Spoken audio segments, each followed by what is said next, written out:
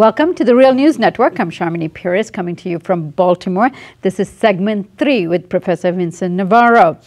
Professor Vicente Navarro is Professor of Public Policy at Johns Hopkins University in Baltimore and at the Pompeu Fabra University in Barcelona, Spain. He's Director of Johns Hopkins University's Pompeu Fabra University's Public Policy Center, also located in Barcelona, and he's the author of the Spanish bestseller, Hey Alternativas. Thank you again for joining me.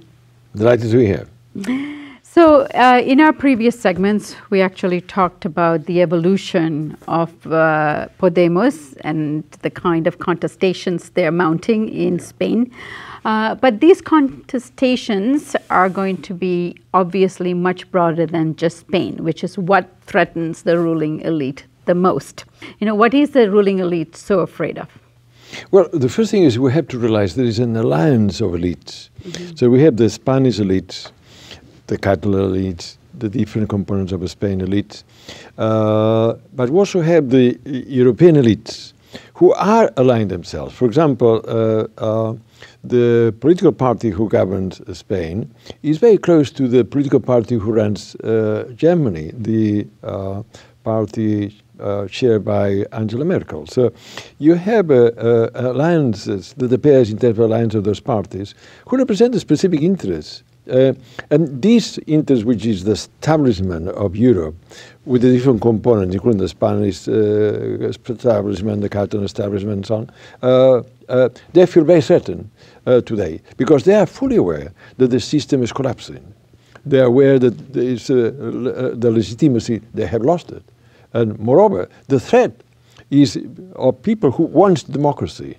And that is something they are not accustomed to handle, because they presented themselves as the authentic product of democratic process, without occulting and hiding that democratic process has very little of the democratic process. But from that standpoint, the proposals, as I said, Podemos and other forces like Syriza in Greece and others, is not only a protest movement. It's based on a protest movement, but wanted to have meaningful change. Democracy understood in many different ways, not only political but economic democracy. What does it mean?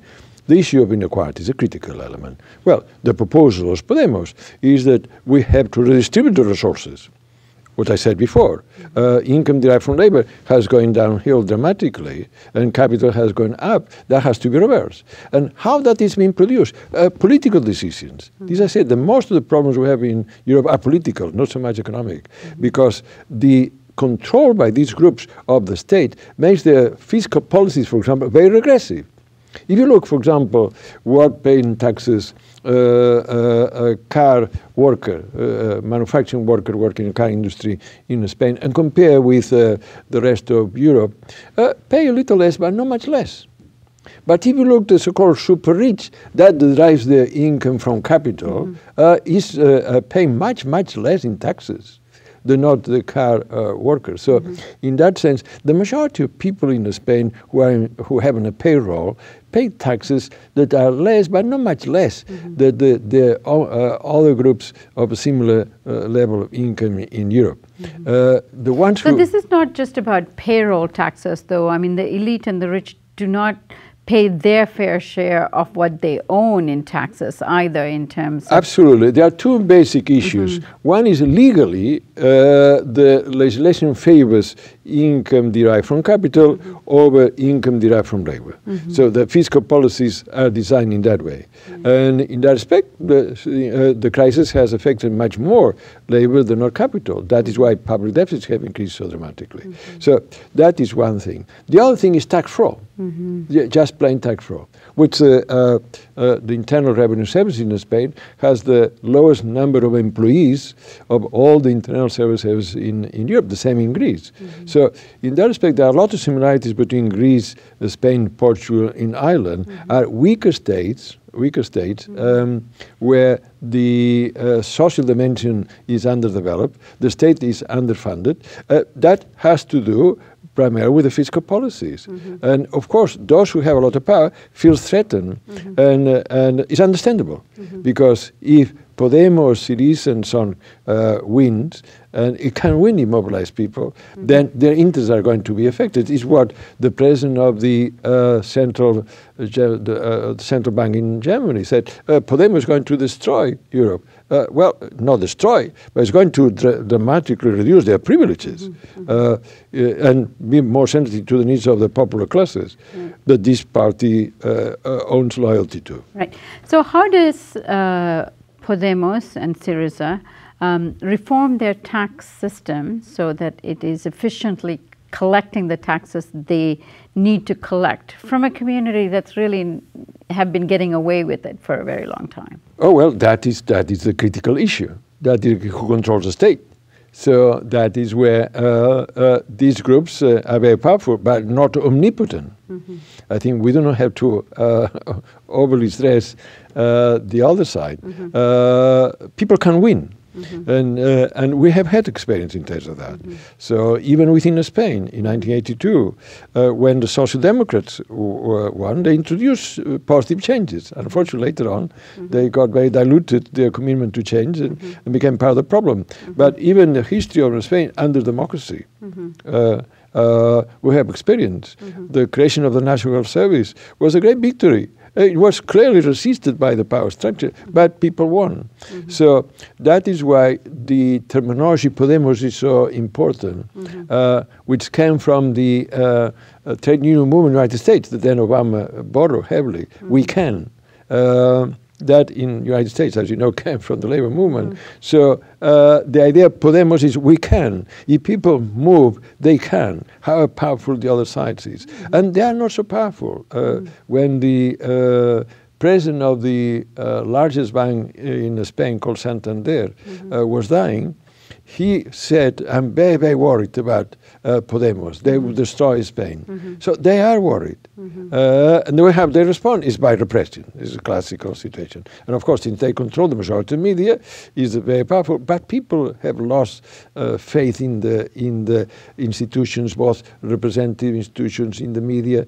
And that is the opportunity of asking for change in a very sort of with a sense of dignity, with a sense of maturity, with a sense of strength given by their numbers, by the right argument, because they are the truthful defenders of the country. And with that sense, always against violence. Violence came from above, and they are moving mountains. And that is where a country, where 1 year ago there was no party. Today people will put that party on government. Yeah. So now the threat to the ruling financial elite class is not just from Podemos. The fear that this will catch on throughout Europe, as you know, now we have Greece, and if Podemos comes to power, they can actually change the character and the nature of the way financial capital moves around Europe. And this is a real serious threat now to all of Europe. Now, one unique thing about Syriza and Podemos is while they say that, you know, exiting the euro is an option, here they mean exiting the financial constellation of the European Union, not necessarily the European community. Here they're actually playing a very positive role in terms of holding hands with the other European countries and those who are working class in those countries. Yeah, that's very important, and let me expand on one of the points before, the links to what I'm going to say. The strength of Podemos is not only Podemos itself, because in that respect, a very positive impact of the appearance of this movement is radicalizing many other parties, even some other parties already existing. But for example, the unions are being radicalized, and that's a very positive element. So in that respect, the unions, by the dynamic of its own work, they were defending workers, but in some way sometimes needed to be taken up a little bit. And Podemos comes up and moved to the left. Izquierda Unida, which is a very positive force in Spain, is also being shaken up.